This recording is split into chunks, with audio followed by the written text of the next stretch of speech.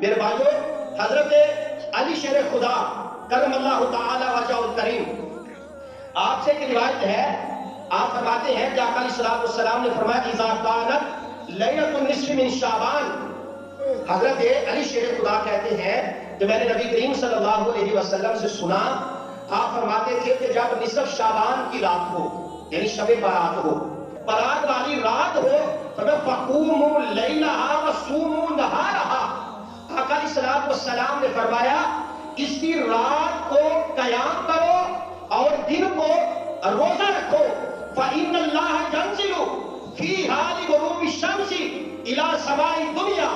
فرمایا پہلے تو میں عرض کر رہا تھا نا ام المومنین سیدہ عائشہ کی روایت کہ اللہ تعالیٰ اس رات پہلے آسمان میں جلوہ گر ہوتا ہے، حضرت علی شیر خدا کہتے ہیں کہ میں نے نبی پاک صلی اللہ علیہ وسلم سے سنا کہ جب نصف شعبان کی رات ہوتی ہے تو فرمایا رات کو قیام کرو، یعنی اللہ کی عبادت کرو، توبہ استغفار کرو، نوافل پڑھو، اور فرمایا کہ اس کے دن کا روزہ رکھو، کیونکہ اللہ تعالیٰ نصف شعبان کی رات جیسے ہی سورج غروب ہوتا ہے اللہ تعالیٰ پہلے آسمان پہ جلوہ گر ہوتا ہے اور ایک ندا دینے والا ندا دیتا ہے الا من مستغفر، آج ہے کوئی اپنے گناہوں کی معافی مانگنے والا کہ ہم اس کی بخشش و مغفرت فرما دیں، آج ہے کوئی بے روزگار جو اپنے روزگار کی وجہ سے پریشان ہے ہم اسے بہترین روزگار عطا فرما دیں، آج ہے کوئی پریشانی میں مبتلا آج وہ اپنے پریشانیوں سے نجات چاہے ہم اسے پریشانیوں سے آزاد فرما دیں گے۔ آگے فرمایا الا قضا و قضا، فرمایا آج کی رات میرا بندہ جو بھی مانگتا ہے میں خاص رحمت کے ساتھ اس بندے کو اپنی رحمتوں سے عطا فرما دیتا ہوں، یعنی پتا چلا کہ یہ بڑی عظمت اور برکت والی رات آنے والی ہے جسے شب برات کہا جاتا ہے۔ اصل میں کچھ لوگ یہ کہتے ہیں کہ بھائی شب برات کچھ بھی نہیں ہے، یہ بدعت ہے۔ میرے بھائی نصف شعبان کی رات، یہ ساری احادیث میں نے نبی کریم صلی اللہ علیہ وسلم کی بیان فرمائی ہے، اور صحیح ستہ میں جامع ترمذی کے اندر اور ابن ماجہ کے اندر، یعنی دونوں صاحبان نے پورا باب باندھا ہے نصف شعبان کی رات یعنی شب برات کی رات اللہ تعالیٰ اس رات میں قبیلہ بنو کلب کی بکریوں کے بالوں سے بھی زیادہ امت مسلمہ کی بخشش فرماتا ہے۔ اور آگے آقا علیہ السلام نے حضرت ابو امامہ باہلی رضی اللہ تعالیٰ عنہ سے روایت ہے، آپ فرماتے ہیں کہ 5 راتیں ایسی ہیں کہ بندہ ان 5 راتوں میں جو بھی دعا کرتا ہے اللہ تعالیٰ بندے کی دعا کو رد نہیں فرماتا۔ پوچھا گیا یا رسول اللہ صلی اللہ علیہ وسلم حضور وہ 5 راتیں کون سی ہیں؟ تو میرے آقا نے فرمایا اول لیلۃ من رجب، آپ نے فرمایا رجب کی پہلی رات جو بندہ دعا کرتا ہے اللہ بندے کی دعا کو رد نہیں فرماتا۔ آگے فرمایا لیلۃ نصف من شعبان، شب برات کی رات بندہ دعا کرے اللہ بندے کی دعا کو رد نہیں فرماتا۔ آگے فرمایا لیلۃ الجمعہ، یعنی جمعہ کی رات اگر دعا کرتا ہے تو اللہ بندے کی دعا کو رد نہیں فرماتا۔ ولیلۃ الفطر، فرمایا چاند رات جسے ہم کہتے ہیں اس رات کو بھی بندہ جو دعا کرتا ہے اللہ اس کی دعا کو بھی رد نہیں فرماتا۔ آگے ولیلۃ النحر، فرمایا قربانی کی رات جو بندہ دعا کرتا ہے اللہ تعالیٰ بندے کی دعا کو رد نہیں فرماتا۔ فرمایا یہ 5 راتیں ایسی ہیں کہ اگر بندہ ان میں دعا کرتا ہے تو اللہ تعالیٰ بندے کی دعا کو رد نہیں فرماتا۔ میرے بھائیوں،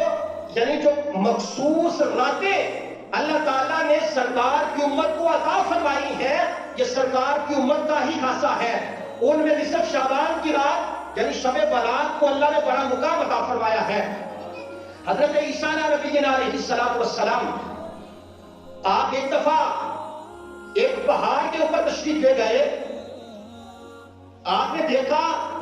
کہ اس پہاڑ کے اوپر سفید رنگ کا ایک بڑا خوبصورت پتھر ہے، آپ کو وہ پتھر بڑا پسند آیا اور آپ نے چاہا کہ اس پتھر کو میں اپنے ساتھ لے جاؤں۔ جب یہ سوچا تو اللہ نے فرمایا اے میرے نبی عیسیٰ تجھے اس سے دلچسپ بات نہ میں بتاؤں؟ عرض کیا یا اللہ بتا۔ دیکھتے ہی دیکھتے وہ پتھر پھٹ گیا اور دیکھا کہ اس پتھر کے اندر اللہ کا ایک بندہ ہے اور اس کے پاس ایک عصا ہے، اور ساتھ اس بندے نے ایک انگور کی جو بیل ہے وہ بھی ہے۔ وہ اللہ کا بندہ اس سے انگور اتارتا ہے، کھاتا ہے اور اللہ کی عبادت کرنا شروع کر دیتا ہے۔ حضرت عیسیٰ علیہ السلام کہتے ہیں یا اللہ اس بندے کو یہاں کتنا وقت ہو گیا؟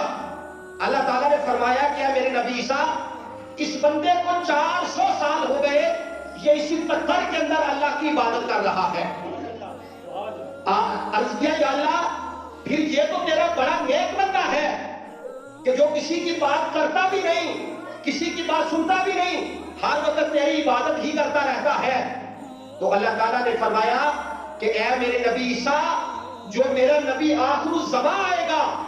اس کا کوئی امتی نصف شعبان کی رات اگر 2 نفل پڑے گا تو اللہ تعالیٰ اسے 400 سال کی عبادت کا ثواب عطا فرمائے گا۔ یعنی جو نصف شعبان کی رات ہے اس کی بڑی فضیلت ہے، لیکن یہ ساری احادیث جو میں نے بیان کی ہیں یہ کوئی لازمی امور نہیں ہے کہ آپ ساری رات لازمی جاگیں، بلکہ فرمایا اس کا بہترین طریقہ یہ ہے کہ آپ عشاء کی نماز جماعت کے ساتھ پڑھیں، پھر فجر کی نماز بھی آپ جماعت کے ساتھ پڑھیں۔ اگر کوئی ایسا عمل بھی کرتا ہے تو وہ بھی گناہگار نہیں ہوتا، لیکن اگر اس رات کو بندہ اللہ کی عبادت کرتا ہے، توبہ استغفار کرتا ہے، اپنے رب کو راضی کرنے والے اعمال کرتا ہے، تو اللہ تعالیٰ اس بندے کے سابقہ گناہوں کو میرا مولا معاف فرما دیتا ہے۔ اور اس کے روزوں کی بڑی فضیلت ہے، میں نے پہلے جمعے میں بھی عرض کیا تھا کہ اس کی بہت زیادہ فضیلت ہے کہ حضور نے فرمایا اس کے رات کو قیام کرو، اس کے دن کو روزہ رکھو، جب تم ایسا کرو گے تو اللہ تمہارے سابقہ گناہوں کو معاف فرما دے گا۔ لیکن میرے بھائیو اس کے ساتھ ساتھ جو ہماری عجیب رسومات چل پڑی ہیں کہ بجائے اس رات میں اللہ کی عبادت کرنے کے، اپنے گناہوں کی معافی مانگنے کے، کچھ لوگ آتش بازی کی طرف جا رہے ہوتے ہیں، پٹاخے چلا رہے ہیں۔ بھائی ہمیں کیا ہو گیا کہ ہم کس طرف چل پڑے ہیں؟ یہ رات تو اللہ سے معافی مانگنے کی رات ہے، تو ہمیں اس رات اللہ سے معافی مانگنا چاہیے، اپنے گناہوں سے توبہ کرنی چاہیے اور رمضان المبارک کی تیاری کرنا چاہیے کہ ایسا مہینہ ہمارے پاس آ رہا ہے، فرمایا جس میں دن کو بھی ثواب ہے، رات کو بھی اللہ نے ثواب رکھا ہے۔